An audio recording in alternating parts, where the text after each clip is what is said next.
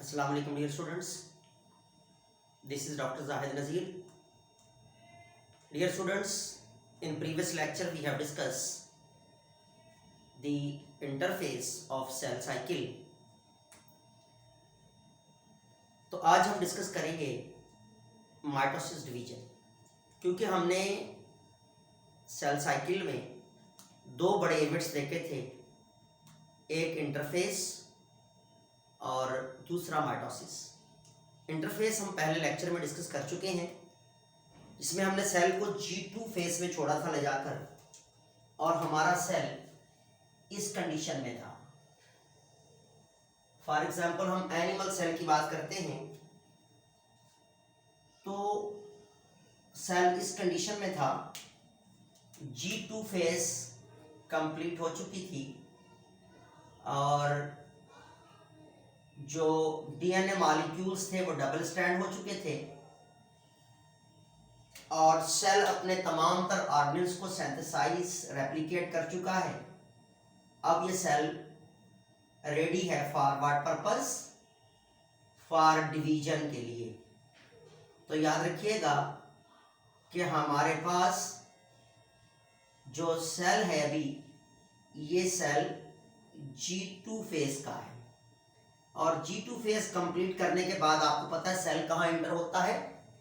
Into the mitosis division.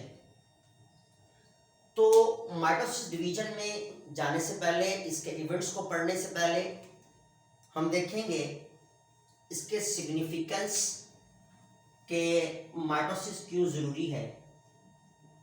Significance of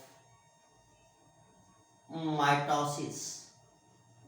जब हम significance of mitosis की बात करते हैं तो याद रखिएगा सिग्निफिकेंस ऑफ माइटोसिस के हवाले से सबसे पहले तो माइटोसिस लाजमी है ग्रोथ के लिए, necessary for growth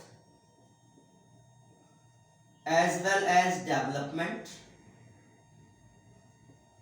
as well as regeneration, as well as repairment। ये तमाम तर प्रोसेस माइटोसिस का रिजल्ट है। याद रखिएगा लिविंग बींग्स में, मल्टीसेलुलर्स में, प्लांट्स हों, एनिमल्स हों, जो ग्रोथ का प्रोसेस है it is due to the mitosis division. जब सेल माइटोटिकली डिवाइड होते हैं तो बॉडी के अंदर इंक्रीमेंट लगता है, परमानेंट चेंज आता है, जिसे हम ग्रोथ का नाम देते हैं। इसी तरह during the course of development, embryonic development भी माइटोसिस ही का रिजल्ट है after fertilisation, after zygote formation. तो जायगोट में बहुत सारी माइटोसिस होती हैं और डेवलपमेंट का प्रोसेस होता है। इसी तरह रीजनरेशन, जिसे हम कहते हैं एबिलिटी टू रीगेन और टू रिकॉन्स्ट्रक्ट। तो जब कोई भी पार्ट रिकॉन्स्ट्रक्ट हो जाता है, जो कोई भी पार्ट जनरेट होता है, तो उसके लिए माइटोसिस का होना लाजमी है। इसी तरह रिपेयरमेंट, जिस तरह हमारी बॉडी में वुंड्स हैं या प्लांट में या एनिमल्स में या और बहुत सारे लिविंग बींग्स में जो रिपेयरमेंट्स होती है वुंड्स की, that is also due to the result of mitosis division. इसी तरह अगर हम नेक्स्ट सिग्निफिकेंस में देखें, इसमें याद रखिएगा जो पैरेंटल सेल होता है, parent cell divides into two daughter cells. कितने डॉटर सेल्स बनते हैं? याद रखिएगा दो डॉटर सेल्स बनते हैं माइटोसिस डिवीजन में। एक पेरेंट सेल दो डॉटर सेल बनाएगा। इसी तरह हमारे पास जो नंबर ऑफ क्रोमोसोम्स हैं it will be remain same. Number of chromosomes remains same as in parent cells। जिस तरह जितने number of chromosome parent cell में होंगे उतने ही नंबर ऑफ क्रोमोसोम, याद रखिएगा, आगे डॉटर सेल्स में जाते हैं। फॉर एग्जाम्पल, अगर ह्यूमन बॉडी का सेल है और ह्यूमन बॉडी का सेल माइटोटिकली या बाय माइटोसिस डिवाइड होता है, तो आपको पता है ह्यूमन बॉडी सेल्स के अंदर, सोमेटिक सेल्स के अंदर जो है वो 46 नंबर ऑफ क्रोमोसोम्स होते हैं। तो आने वाले डॉटर सेल्स के अंदर जो डॉटर सेल बनेंगे उसके अंदर भी नंबर ऑफ क्रोमोसोम 46 होंगे। और याद रखिएगा, it is common in, it is occurs in somatic cells. बेटा याद रखिएगा, somatic cells are we can say that body cells. तो बॉडी सेल्स या सोमेटिक सेल्स कहा जाता है वो सेल्स जो हमारे वेरियस ऑर्गन्स के, एक्सेप्ट सेल सेल्स, इसके अलावा जितने भी सेल हैं उनको सोमेटिक सेल्स कहते हैं। और ये सेल्स डेप्लॉइड होते हैं। याद रखिएगा, इन सेल्स को हम 2n से लिखते हैं। 2n इसलिए लिखा जाता है कि दे आर डेप्लॉइड, यानी कि with diploid number of chromosomes, diploid होते हैं। ये तो हमारे पास सिग्निफिकेंस के हवाले से हमने देखा कि सिग्निफिकेंस माइटोसिस की क्या है। हमारे पास ग्रोथ एंड रिपेयरमेंट के लिए, डेवलपमेंट के लिए लाजमी है। पेरेंटल सेल दो डॉटर सेल में डिवाइड होगा और नंबर ऑफ क्रोमोसोम सेम रहेंगे। और सोमेटिक सेल्स में होता है, चाहे वो प्लांट बॉडी के सोमेटिक सेल हैं, एनिमल बॉडी के सोमेटिक सेल हैं, तो प्लांट्स एनिमल्स दोनों में जो सोमेटिक सेल्स में होने वाली डिवीजन है दैट इज माइटोसिस। अब अगर हम बात करें इन केस ऑफ माइटोसिस, तो बेटे याद रखिएगा, माइटोसिस डिवीजन में सेम एज दो बड़े इवेंट्स आते हैं। एक आता है कैरियोकाइनेसिस,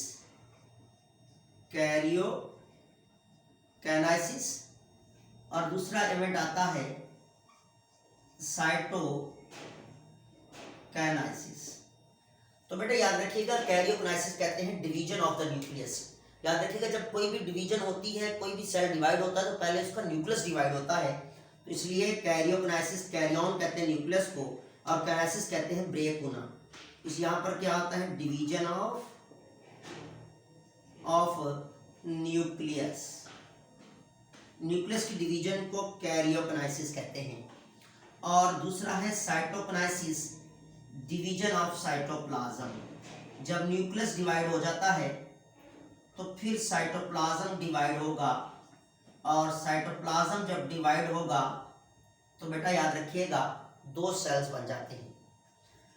अब जब हम कैरियोकाइनेसिस की बात करते हैं तो याद रखिएगा, माइटोसिस में जब हम कैरियोकाइनेसिस की बात करेंगे तो कैरियोकाइनेसिस में जो इवेंट्स आते हैं उसमें आता है सबसे पहले प्रोफेज, फिर आता है मेटाफेज, फिर जो फेस आएगी उसमें एनाफेज, फिर आती है टेलोफेज। तो ये वो फेसिस हैं जो न्यूक्लियस की इन्वॉल्वमेंट में रोल करती, डिवाइड होने में इन्वॉल्व होती हैं, जिसमें प्रोफेस आती है, मेटाफेस आती है, एनाफेस आएगी और टेलोफेस। टेलोफेस में जाकर दो न्यूक्लियस बन जाते हैं और देन साइटोप्लाज्म डिवाइड होता है तो दो डॉटर सेल बनते हैं जो कि same number of chromosome carry करेंगे। अब हम जब देखते हैं, सबसे पहले हम देखेंगे और इसी सेल को G2 से हम आगे ले चलते हैं। और सबसे पहले आपको पता है कि जब माइटोसिस में सेल जाएगा तो वो कैरियोकाइनेसिस में जाएगा, और जब कैरियोकाइनेसिस में जाएगा तो सबसे पहले जो फेस लेगा वो लेगा प्रोफेस। कौन सी फेस लेगा? सबसे पहले लेगा प्रोफेस। तो याद रखिएगा, प्रोफेस में जब सेल इंटर होता है तो वो G2 से डायरेक्ट प्रोफेस में आता है, क्योंकि पहले कैरियोकाइनेसिस होना है। जब प्रोफेस में आता है तो प्रोफेस में दो जो है वो स्टेजेस आती हैं, एक आती अर्ली प्रोफेस और दूसरी आती है लेट प्रोफेस। तो सबसे पहले हम देखेंगे अर्ली प्रोफेस, और दूसरा हमारे पास है लेट प्रोफेस। कितनी फेसिस हैं? दो फेसिस हैं, एक अर्ली प्रोफेस और दूसरा लेट प्रोफेस। अर्ली प्रोफेस में क्या होता है कि क्रोमेटिन नेटवर्क ब्रेक होता है। Chromatin network breaks up up into fine chromosomes. Fine thin threads में ब्रेक होगा, जिन फाइन थ्रेड्स को हम क्रोमोसोम का नाम देते हैं अर्ली स्टेज में, और लेट में याद रखिएगा एनिमल सेल डिवीजन जो है वो होती है एम्फीएस्ट्रल। याद रखिएगा, अब मैं पहले आपको बताता जाऊं कि इन केस ऑफ एनिमल्स में एम्फीएस्ट्रल माइटोसिस होती है, एम्फीएस्ट्रल डिवीजन होती है इन केस ऑफ एनिमल्स। और इन केस ऑफ प्लांट्स में, अब एनिमल्स में क्या हो रही है, कौन सी डिवीजन है, एम्फीएस्ट्रल। और प्लांट्स में याद रखिएगा इन केस ऑफ प्लांट्स में हम डिवीजन को नाम देते हैं एनएस्ट्रल। इसलिए एनएस्ट्रल कहते हैं कि इसमें किसी भी किस्म की स्पिंडल फॉर्मेशन नहीं होती प्लांट्स में, क्योंकि सेंट्रियूल्स नहीं होते। और सेंट्रियूल्स जो होते हैं, यहाँ देखें यहाँ पर सेंट्रियूल्स होते हैं, और सेंट्रियूल्स का काम जो होता है वो एस्ट्रल रेजिस देना होता है, जिसकी वजह से स्पिंडल बनते हैं एनिमल सेल में, इसलिए एम्फीएस्ट्रल है। प्लांट में सेंट्रियूल नहीं है, स्पिंडल फॉर्मेशन नहीं होती, इसलिए प्लांट की डिवीजन को हम नाम देते हैं एनएस्ट्रल। तो बेटा अब हम देखते हैं, हमने अर्ली प्रोफेज में देखा जैसी सेल यहां पर एंटर हुआ, अर्ली प्रोफेज में क्रोमेटिन मटेरियल ब्रेक हो गया। क्रोमेटिन मटेरियल यहां पर देखें कि क्रोमेटिन मटेरियल जो था वो हो गया ब्रेक। अब क्रोमेटिन नेटवर्क जब ब्रेक हुआ तो उसके ब्रेक होने से क्या बने हैं, उसके ब्रेक होने से क्रोमोसोम बन गए। जब फाइन क्रोमोसोम्स बन गए, लेटर ऑन थिकनिंग का प्रोसेस होगा, एक मुकम्मल शक्ल इख्तियार कर लेते हैं सेंट्रोमेयर एंड क्रोमेटिड के साथ क्रोमोसोम्स। और लेट प्रोफेज में याद रखिएगा कि स्पिंडल फॉर्मेशन होती है। क्या होती है, स्पिंडल फॉर्मेशन, और nucleolus and nuclear membrane disappear हो जाती है। न्यूक्लियर मेम्ब्रेन और न्यूक्लियोलस क्या हो जाएंगी, डिसअपीयर हो जाएंगी, गायब हो जाएंगी, और स्पिंडल फॉर्मेशन होगी। अब यहां से न्यूक्लियोलस, न्यूक्लियर मेम्ब्रेन भी गायब हो गए, जो कि यहां पर मौजूद थे, क्योंकि न्यूक्लियर मेम्ब्रेन यहां से गायब हो गई, न्यूक्लियोलस भी गायब हो गए, क्रोमेटिन नेटवर्क अर्ली प्रोफेज में टूट चुका है, यहां पर बन जाएंगे स्पिंडल्स। अब जो सेंट्रियूल है वो रेडिएट करेंगे, जिसकी वजह से स्पिंडल बनते हैं। और मैं स्पिंडल आपको बता चुका हूं कि स्पिंडल 3 किस्म के होते हैं। एक होते हैं शॉर्ट स्पिंडल फाइबर, दूसरा होते हैं हाफ स्पिंडल फाइबर, और तीसरा होते हैं, अब ये एस्ट्रल रेजिस हैं, जिनकी वजह से प्रोटीन फिलामेंट्स अरेंज हुए, स्पिंडल बने हैं। और स्पिंडल 3 किस्म के, ये कहलाते हैं short spindle fibre, short spindle fibre, और ये हमारे पास कहलाते हैं कंटिन्यूस और कंप्लीट, कंटिन्यूस और कंप्लीट स्पिंडल फाइबर।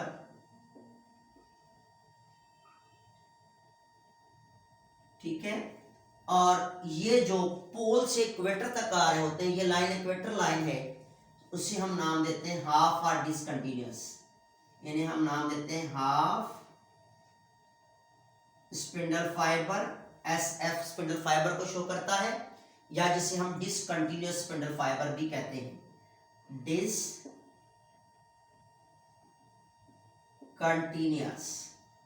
इसलिए कि ये पोल से इक्वेटर तक आ रहे हैं। जो पोल टू पोल रन कर रहे हैं, दोनों साइड पर सेंट्रियोल से अटैच हैं, उन्हें हम नाम देते हैं कंप्लीट। और जो ओनली पोल्स पर रेडिएट कर रहे हैं, उन्हें हम नाम देते हैं शॉर्ट स्पिंडल फाइबर। ये किन में बनते हैं, ये एनिमल सेल में बनते हैं। प्लांट सेल में इंटरमीडिएट फिलामेंट्स क्रोमोसोम की मूवमेंट में रोल कर रहे होते हैं, वहां स्पिंडल फॉर्मेशन नहीं होती, इसलिए एनेस्ट्रल है। तो हम एनिमल सेल की, फॉर एग्जांपल हम ह्यूमन सेल की बात कर रहे हैं, तो यहाँ पर स्पिंडल फाइबर बन जाएंगे। अब इसमें क्या होता है, सेंट्रियोल अगर एक है तो at the time of nuclear division ये डिवाइड होकर अपोजिट पोल पर आ जाएगा, दो बन जाएंगे, और अगर दो हैं तो दोनों अपोजिट पोल पर होते हैं ताकि स्पिंडल फॉर्मेशन हो सके। अब यहाँ पर क्या हुआ, न्यूक्लियस न्यूक्लियर मेम्ब्रेन भी गायब हो गई, क्रोमैटिन नेटवर्क ब्रेक हो चुका है, स्पिंडल फॉर्मेशन हो चुकी है।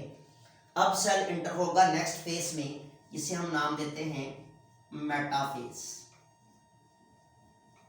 तो बेटा मेटाफेज में क्या होता है, ये जो क्रोमोसोम्स होते हैं ये अपने आप को मेटाफेज प्लेट पर या एक्वाटोरियल लाइन पर अरेंज करते हैं। जैसा कि आप देखें यहाँ पर कि ये हमारे पास सेल है, अब स्पिंडल फॉर्मेशन हो चुकी है, क्रोमोसोम भी तैयार हो चुके हैं। इस फेज में क्या होता है कि जो क्रोमोसोम्स हैं ये अपने आप को अरेंज करते हैं हाफ स्पिंडल फाइबर के साथ एट एक्वाटोरियल लाइन, और we can say that at metaphase plate. अब यहां पर देखिए क्रोमोसोम्स ने अपने आप को अरेंज कर लिया है, कहां पर, एक्वाटोरियल लाइन पर, या इसे हम नाम देते हैं जो है वो मेटाफेज प्लेट। इसे क्या नाम देंगे, मेटाफेज प्लेट का नाम देते हैं। अब मेटाफेज प्लेट पे अटैचमेंट हो गई है। इस फेज में हुआ क्या है, chromosomes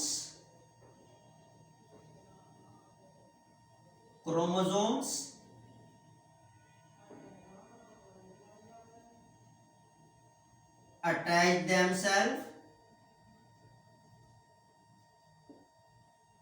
themselves at metaphase plate, लेकिन कैसे, बाय काइनेटोकोर के जरिए। अब इसमें क्या है, काइनेटोकोर के जरिए ये अपने आप को अटैच करेंगे। अब काइनेटोकोर क्या होती है, याद रखिएगा, ये हमारे पास एक क्रोमोसोम है, इसके अंदर एक प्रोटीन बीड होता है, इस प्रोटीन बीड को आप काइनेटोकोर कहते हैं। तो काइनेटोकोर के जरिए अटैचमेंट कर ली है क्रोमोसोम्स ने मेटाफेज प्लेट पर with the half spindle fibre. कहां पर अटैच हुए हैं, with half spindle fibre, by kinetochore with half spindle fibre. तो हाफ स्पिंडल फाइबर पर के साथ अटैचमेंट हुई है। अब सेल एंटर होता है नेक्स्ट फेज में, जिस फेज को हम नाम देते हैं एनाफेज। तो बेटा याद रखिएगा, एनाफेज में क्या होता है कि एनाफेज में chromosome contraction of spindle fibre की वजह से अपोजिट पोल की तरफ मूव करते हैं। अब फाइबर भी तीनों किस्म के हैं, शॉर्ट, हाफ एंड लॉन्ग। लेकिन याद रखिएगा, जब लॉन्ग स्पिंडल फाइबर में कॉन्ट्रैक्शन होती है तो ये क्रोमोसोम अपोजिट पोल की तरफ भागना शुरू करते हैं। जब ये अपोजिट पोल की तरफ मूव करना शुरू करते हैं, ये प्रोसेस कहाँ होता है, इन दी एनाफेज। अब इसमें क्या होगा कि chromosome moves to opposite pole by contraction of spindle fibre. Chromosomes moves to opposite pole by contraction of spindle fibre. जब स्पिंडल फाइबर कॉन्ट्रैक्ट होंगे तो क्या हो रहा है कि क्रोमोसोम अपोजिट पोल की तरफ मूव करना शुरू करेंगे, तो एनाफेज कंप्लीट हो जाएगी। इस फेज में सिर्फ ये होता है कि क्रोमोसोम मेटाफेज प्लेट से अलग होते हैं और अपोजिट पोल की तरफ मूव करते हैं, दोनों साइड पर मूव कर जाएंगे। अब दोनों साइड पर मूव करना शुरू करेंगे जैसे ही तो सेल एंटर होगा नेक्स्ट फेज में, दैट इज कॉल्ड टेलोफेज। अब याद रखिएगा टेलोफेज में क्या होता है, टेलोफेज में जो क्रोमोसोम है वो reach to opposite pole, chromosomes reach to opposite pole, opposite poles पर पहुंच जाएंगे, स्पिंडल फाइबर डिसअपियर हो जाएंगे, दोबारा से न्यूक्लियस न्यूक्लियर मेम्ब्रेन रीअपियर हो जाएगी, nucleus and nuclear membrane reappear, दोबारा से रीअपियर हो जाएगी, और ईच पर जो क्रोमोसोम्स के अराउंड तो दोबारा क्या बन जाएगा, याद रखिएगा दो न्यूक्लियस बन जाएंगे। अब यहां देखें क्रोमोसोम जैसे अपोजिट पोल पर पहुंच गए, जैसे ये क्रोमोसोम अपोजिट पोल पर पहुंचे, यहां पर दोबारा न्यूक्लियर मेम्ब्रेन और न्यूक्लियस अपीयर हो गए, स्पिंडल फाइबर गायब हो चुके हैं, दो डॉटर न्यूक्लियाई बन जाएंगी, two daughter nuclei are formed. कितनी न्यूक्लियाई बन गई, दो डॉटर न्यूक्लियाई बन चुकी हैं। अब दो डॉटर न्यूक्लियाई बन गई, इसका मतलब यह है कि दो न्यूक्लियस तैयार हो चुके हैं, कैरियोकिनेसिस यहां पर हो गया कंप्लीट। कौन सी फेस में, प्रोफेस, मेटाफेस, एनाफेस और टीलोफेस में से पास होता होगा। अब कैरियोकिनेसिस पूरा हो चुका है, दो न्यूक्लियस बन चुके हैं और साइटोकिनेसिस का प्रोसेस अभी स्टार्ट होगा।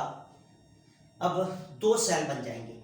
अब जब याद रखिएगा कैरियोकिनेसिस कंप्लीट हो रहा है तो वो कहां पर हो रहा है, दो डॉटर न्यूक्लियाई बन चुकी हैं जिनके पास 2n क्रोमोसोम ही होंगे, क्योंकि ये डेप्लॉइड न्यूक्लियाई है। मैंने आपको बताया था, हमने ह्यूमन सेल की एग्जांपल ली है, क्योंकि यहां पर जो न्यूक्लियस था इसके पास इट वाज 4n इसलिए क्योंकि क्रोमोसोम्स की डीएनए की रेप्लिकेशन हुई थी और number of chromosome, for example अगर ह्यूमन सेल है तो इतना कंटेंट होगा कि 92 क्रोमोसोम बन सके, क्योंकि आगे चल के जब इन्होंने फिर दो न्यूक्लियाई बननी है, दो सेल बनने हैं तो 46 रहने चाहिए। ओरिजिनली इस सेल के अंदर कितने थे, 46 थे। अब इसको माइटोसिस में जाने के लिए रेप्लिकेट करने पड़े थे, तब इसके 4n हो गए, याद रखिएगा। और ये एंटी टेस्ट में आपके पॉइंट याद रखिएगा कि G2 फेस में नंबर ऑफ क्रोमोसोम 4n होते हैं। ओके, अब यहां पर प्रोसेस आएगा साइटोकिनेसिस। यहां पर कौन सा प्रोसेस आता है, साइटोकिनेसिस का प्रोसेस होगा। और साइटोकिनेसिस में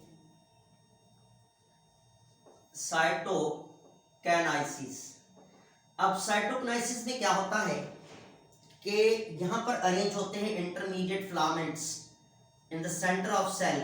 जब ये इंटरमीडिएट फिलामेंट्स कॉन्ट्रैक्ट होते हैं तो मेम्ब्रेन सेल के अंदर की तरफ मूव करना शुरू करती है।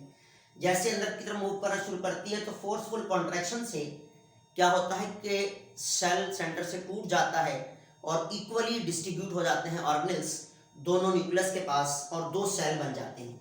यहाँ पर क्या बन जाएंगे, डिवीजन ऑफ साइटोप्लाज्म होगी, दो नए डॉटर सेल्स तैयार हो जाएंगे। और वो डॉटर सेल क्या कैरी करेंगे, वो daughter cells same number of chromosome carry करेंगे जो ओरिजिनली पेरेंट सेल के पास थे। फॉर एग्जांपल ह्यूमन बीइंग है तो कितने थे, 46 यानी 2n थे, इसके पास भी 2n होंगे, यानी नंबर ऑफ क्रोमोसोम 46 होंगे जो कि ओरिजिनली पेरेंट के पास थे। तो साइटोकिनेसिस कैसे होगा, इंटरमीडिएट फिलामेंट्स आपस में कॉन्ट्रैक्ट हो, जब कॉन्ट्रैक्ट होंगे अरेंजमेंट करने के बाद तो ये इक्वली डिवाइड करेंगे, इक्वली डिस्ट्रीब्यूट करेंगे साइटोप्लाज्मिक ऑर्गेनेल्स को, और साइटोप्लाज्मिक ऑर्गेनेल्स जब इक्वली डिस्ट्रीब्यूट हो जाएंगे, डिवाइड हो जाएंगे, दो डॉटर सेल बन जाते हैं, जिस प्रोसेस को कैरियोकिनेसिस कहा जाता है। तो ये हमारे पास significance and phases of mitosis division थी। इसमें हमने कैरियोकिनेसिस भी देखा और साइटोकिनेसिस भी। ये हमारे पास एक ब्रीफ लेक्चर था अबाउट माइटोसिस। नेक्स्ट लेक्चर में मिलेंगे, दुआ में याद रखिएगा। अल्लाह हाफिज, थैंक्स।